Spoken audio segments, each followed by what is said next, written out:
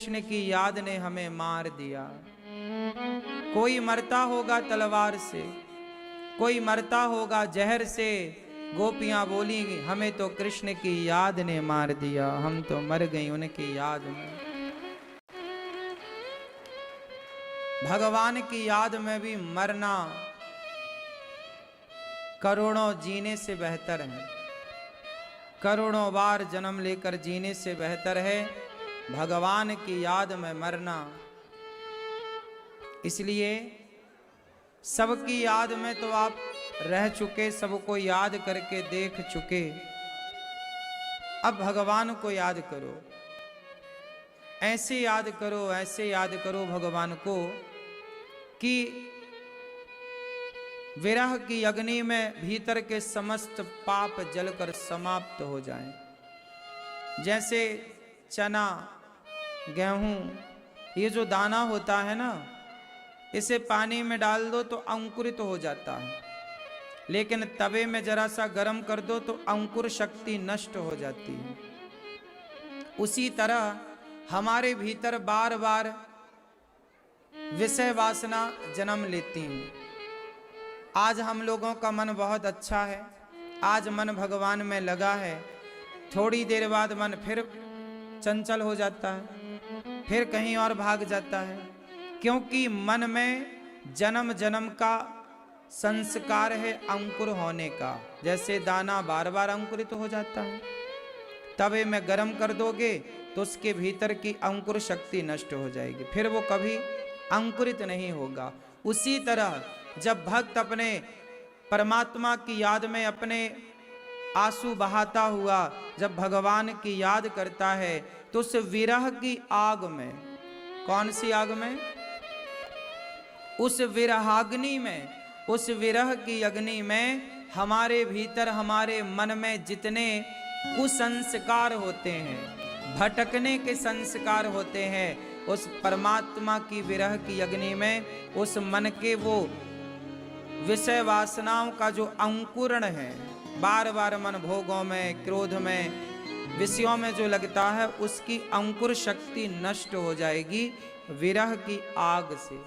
इसलिए भगवान के विरह में जलने वाला जीव संसार में कभी मन लगा ही नहीं सकता, लगेगा ही नहीं, क्योंकि संसार के समस्त भोगों के संस्कार, अंकुरण जो शक्ति थी नष्ट हो चुकी। आपके मन में बार बार गुस्सा क्यों आता है?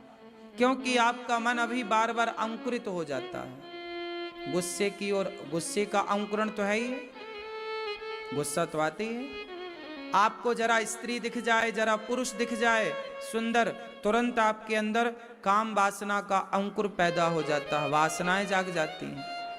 आप कुछ नहीं कर रहे हैं, आप कुछ नहीं चाह रहे हैं, फिर भी आपके शरीर में आपका मन वो आपके शरीर को उत्तेजित करने लग जाता है, क्योंकि उसकी अंकुर शक्ति अभी है। और वो अंकुरण शक्ति जो है ना, अगले जन्म में भी रहेगी, और अगले जन्म में भी रहेगी, और अगले जन्म में भी रहेगी, और अगले जन्म में भी रहेगी। इसलिए मौका मिला है आज कि भगवान की याद में तड़पा जाए, ताकि हमारे जन्म जन्म का जो अंकुरण का संस्कार है, विषयों का अंकुरण, वो विषयों का अंकुरण समाप्त हो जाए। जब तक ये विषयों के मुंह को हम नहीं कुचलते, बिच्छू को पकड़ के लोग, बिच्छू को पकड़ के लोग उसका डंक तोड़ करके फेंक देते हैं। सांप पालने वाले सांप के जहरीले दांत तोड़कर फेंक देते हैं और गले में लटकाए रहते हैं। सांप के दांत तोड़ दो और गले में लटकाओ, कोई अब दिक्कत नहीं है। उसी तरह जो मन में हमारे विषैले मन के दांत हैं, आपके मन में भी विषैले दांत है। मन एक सांप है और वो मन विषैले दांतों से भरा पड़ा है। बार बार मन हमें डसता रहता है, बार बार मन कहता है कैसे देखो, इसकी ओर बढ़ो। बार बार मन हमें भोगों की ओर ले जाता है, बार बार मन हमें क्रोध की ओर ले जाता है, बार बार मन हमें लोभ की ओर ले जाता है।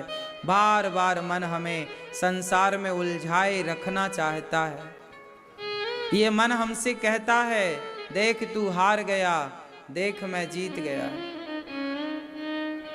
जब तुम भोग विलास में उलझते हो, व्यर्थ में गुस्सा करके रिश्ते खराब करते हो, मन ताली बजाकर ठहाका मार के हंसता है देख तू हार गया, मैं जीत गया। मन जीत जाता है और आप हार जाते हैं, क्योंकि मन आप पर हावी हो गया।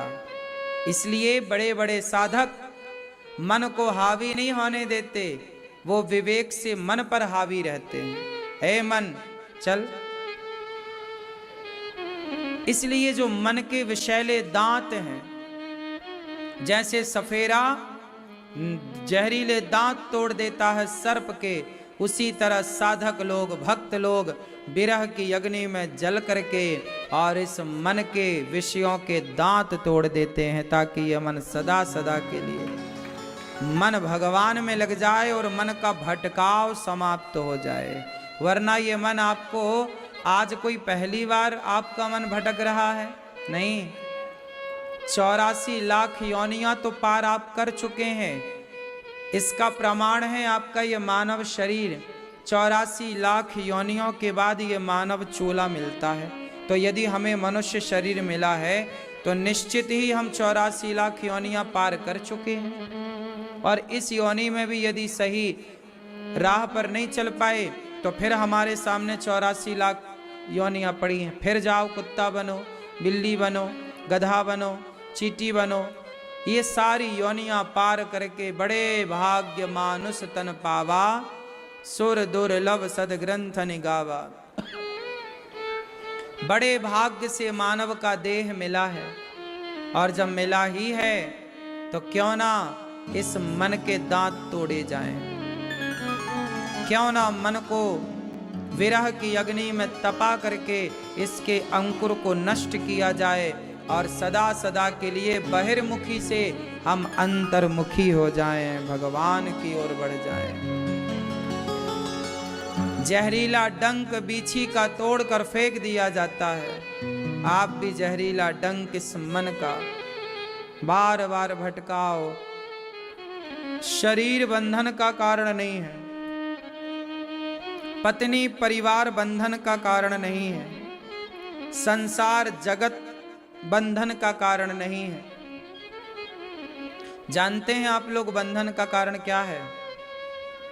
सिर्फ मन एवं मनुष्याणाम। ये मन ही कारण है बंधन और मोक्ष का। ये मन क्या है? बंधन और मोक्ष का कारण। जल करके कोई इच्छाएं नहीं है अब, केवल गोपियां कन्हैया को एक रोज रो कर पुकारा। केवल रो करके कृष्ण को पुकार रही हैं गोपियां, गोविंद सहारा तेरा है। ऐसी वीडियोस के लिए चैनल को सब्सक्राइब जरूर करें।